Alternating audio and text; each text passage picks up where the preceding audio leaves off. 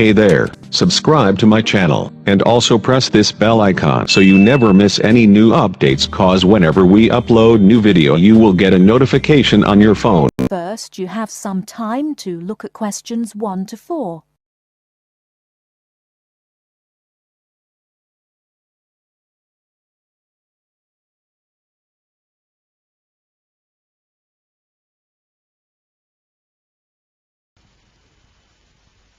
Right everyone, my name is Kathy Smith. I'd like to give you a brief introduction about the library system. Every good student should learn how to use the library. If you have to do a research project, the library is the place to go to for information. Libraries contain books and periodicals, magazines and newspapers on many different subjects. To find the information you need, you must know how to use the library. All libraries are organised in much the same way. Every library houses a collection of books. Many libraries also have periodicals, films and records. All the books in a library can be classified under 2 main categories, fiction and non-fiction. Books of fiction contain stories that were made up by the author.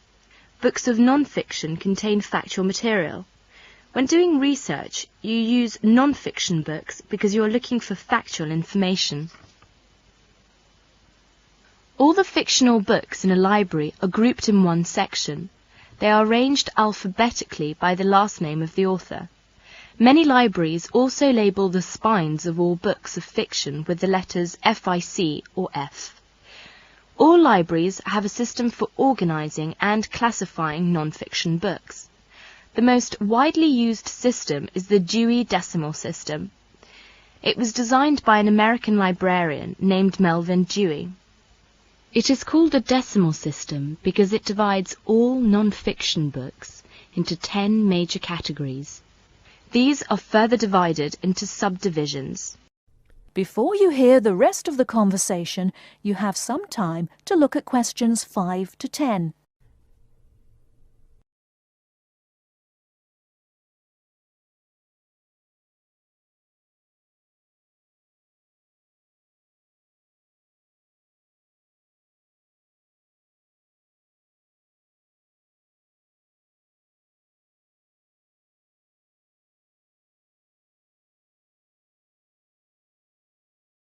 Now listen and answer questions 5 to 10.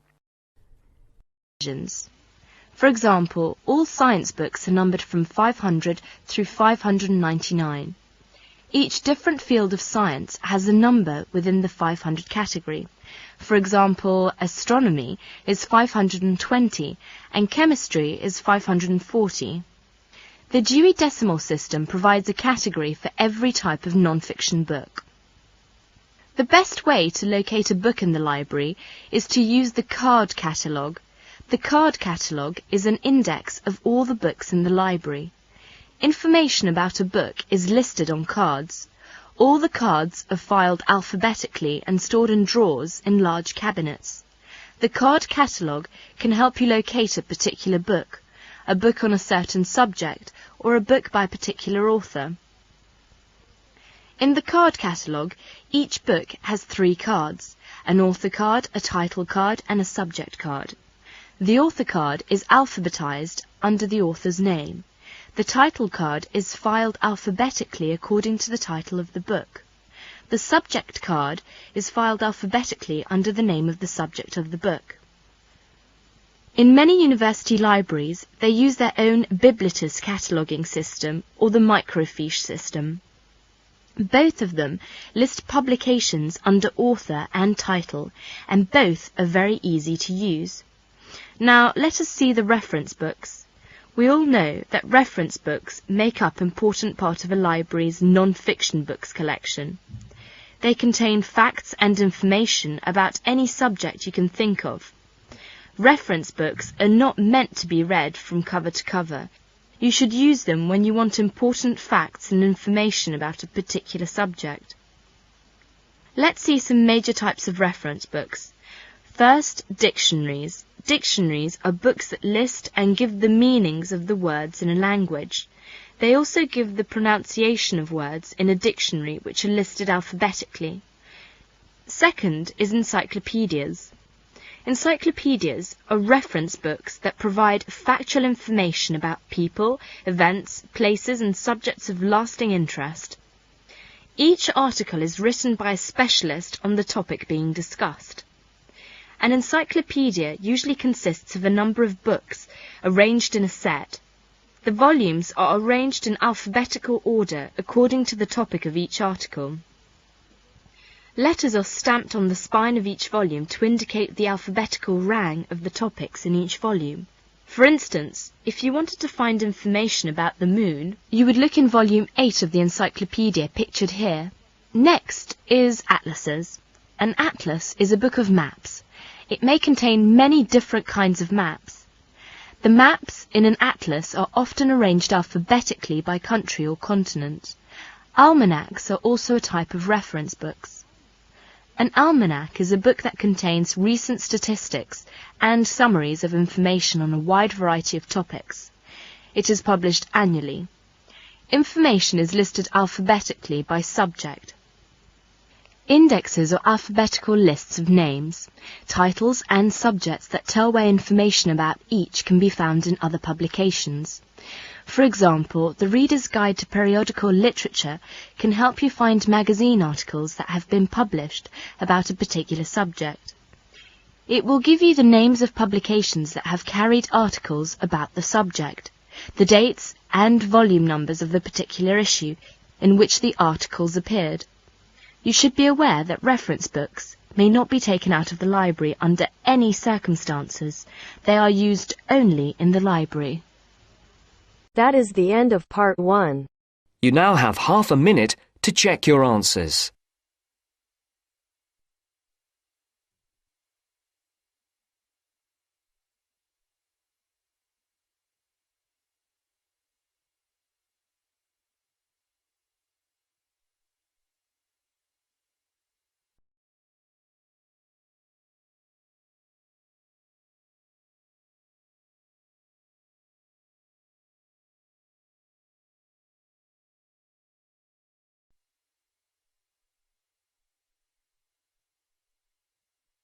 Now turns to part 2. Part 2. Section 2. You are going to hear a lecture about dining services. First, you have some time to look at questions 11 to 14.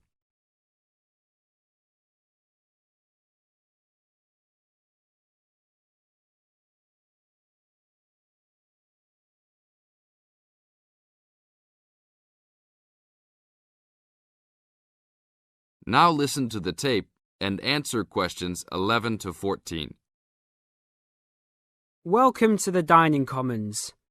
This is the newest facility on campus, and I'm proud to say, also one of the best. I know that all university students miss eating home-cooked food. Well, this year, we are hoping to provide students with food and services that will make you feel at home, even without your family. The administration has been listening to the voice of the students. Students gave us frequent suggestions last year as to how we could improve the university. One of the most frequent suggestions was improving the dining options. We have been working hard all summer to come up with ideas that will make student life in the dormitories more pleasant. One of the new options we are offering in the dining facilities is variety in student meals. Last year, there was a set menu for every dinner, so if students didn't like the food, there was no choice. Students had to eat whatever was served.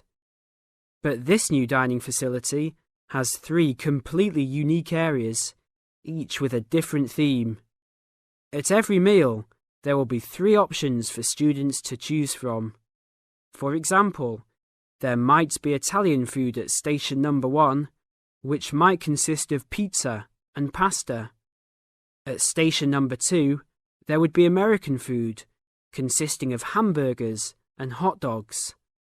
At station number 3, there could be vegetarian soups and salads, accommodating all the vegetarians. We hope that with the greater selection of food, all students will find something to their liking. Now look at questions 15 to 20.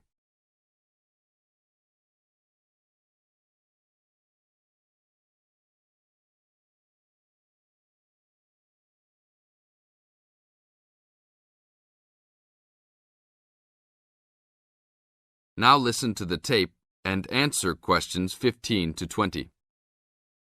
Not only will students have more options, the food will also be better. Each section of the facility will have a head chef.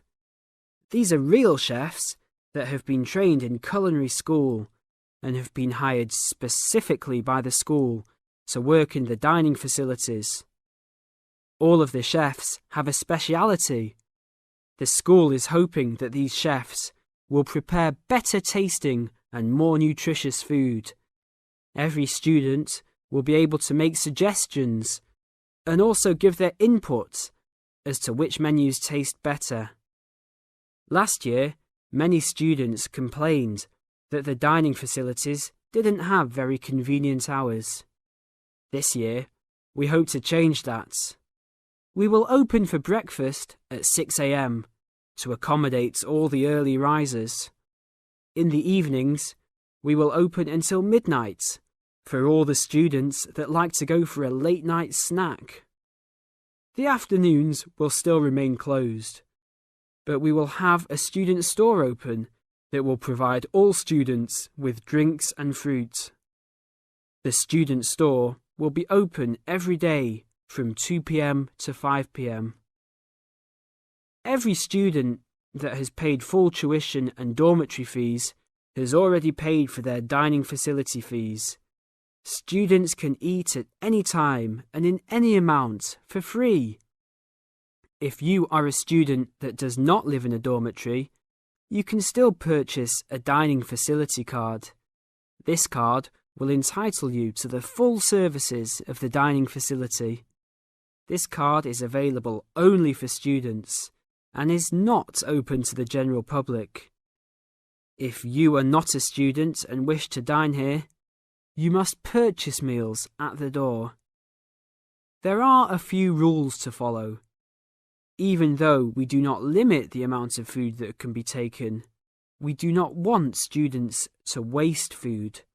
Please do not take more than you can eat.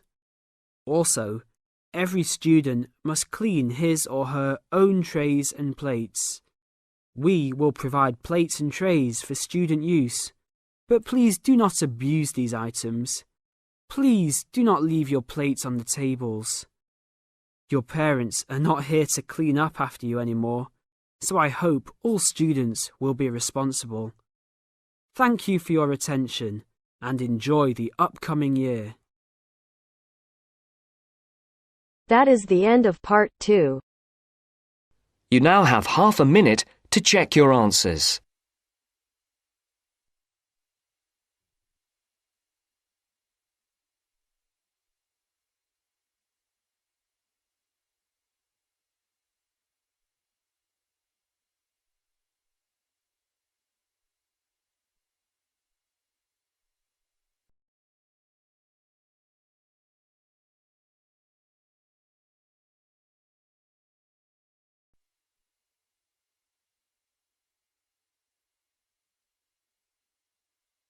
Now turns to part 3. Part 3. You will hear a conversation between Caesar and a welfare officer. As you listen, answer questions 11 to 20. First, you have some time to look at questions 21 to 26.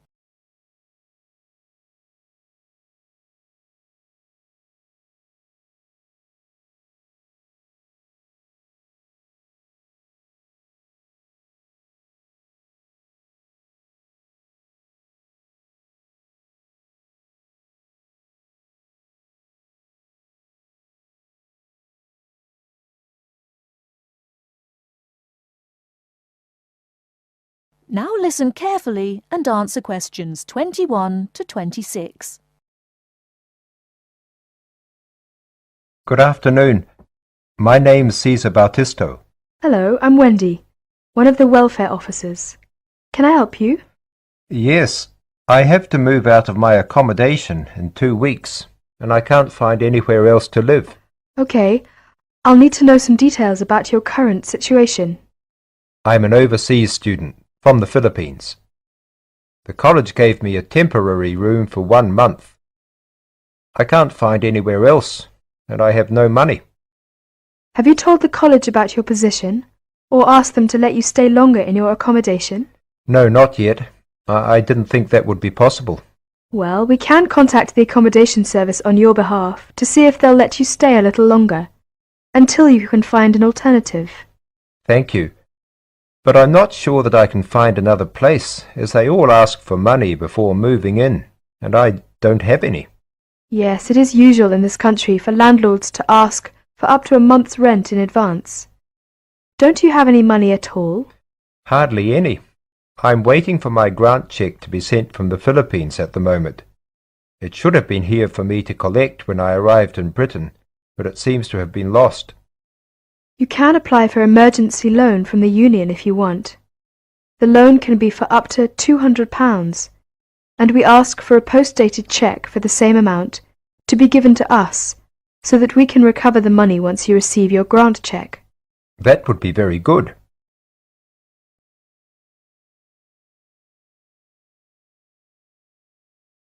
Before you hear the rest of the talk, you have some time to look at questions 27 to 30.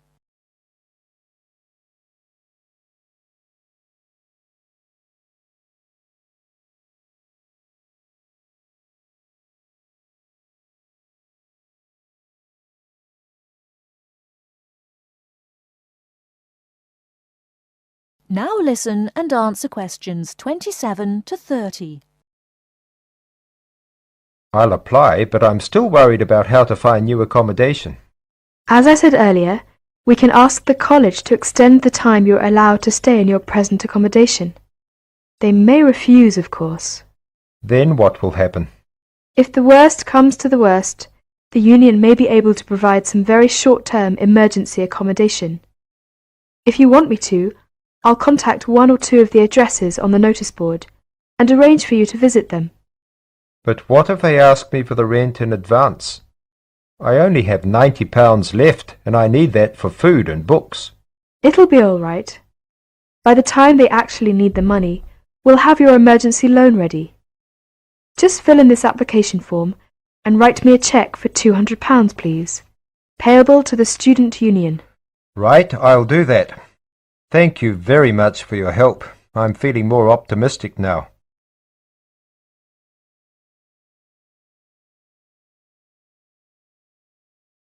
That is the end of part 3. You now have half a minute to check your answers.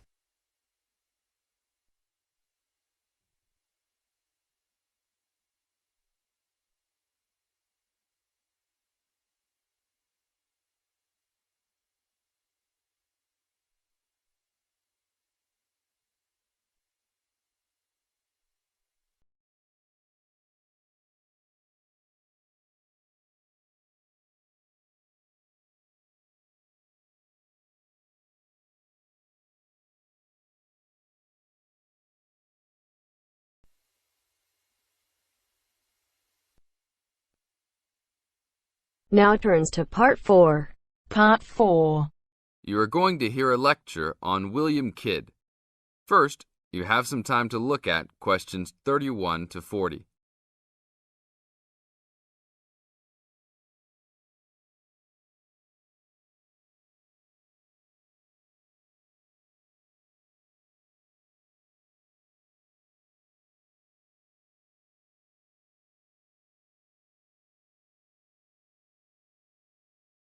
Now listen to the tape and answer the questions. A Pirate Story, William Kidd.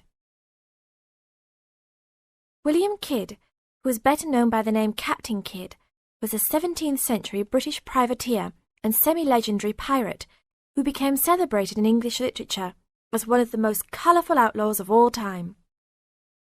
Fortune seekers have hunted his buried treasure in vain through succeeding centuries. Kidd's early career is obscure. It is believed he went to sea as a youth. After 1689, he was sailing as a legitimate privateer for Great Britain against the French in the West Indies and off the coast of North America. In 1690, he was an established sea captain and shipowner in New York City, where he owned property. At various times he was dispatched by both New York and Massachusetts to rid the coast of enemy privateers.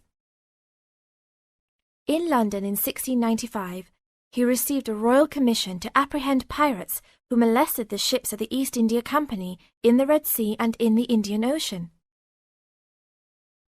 Kidd sailed from Deptford on his ship, the Adventure Galley, on February 27, 1696, called at Plymouth, and arrived at New York City on July 4th to take on more men.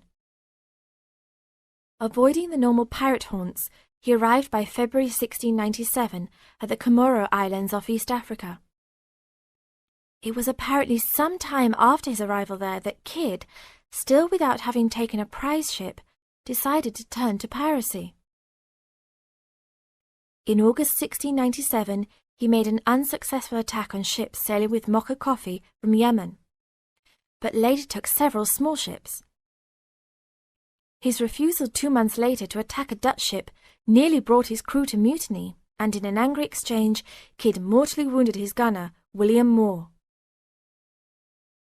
Kidd took his most valuable prize, the Armenian ship Quetta Merchant, in January 1698, and scuttled his own unseaworthy Adventure Galley. When he reached Anguilla in the West Indies, April 1699, he learnt that he had been denounced as a pirate.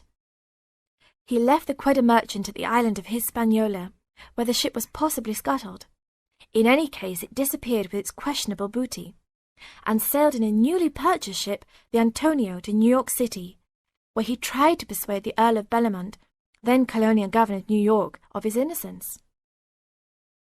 Bellamont, however, sent him to England for trial, and he was found guilty, May 8th and 9th, 1701, of the murder of Moore and on 5 indictments of piracy.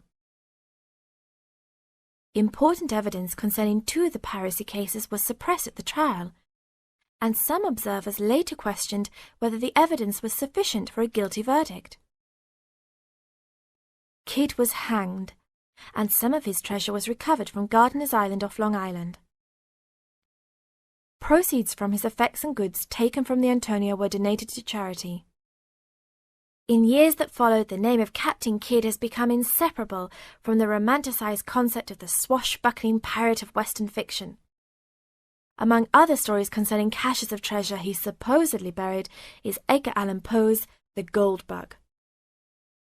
That is the end of part 4. You now have half a minute to check your answers.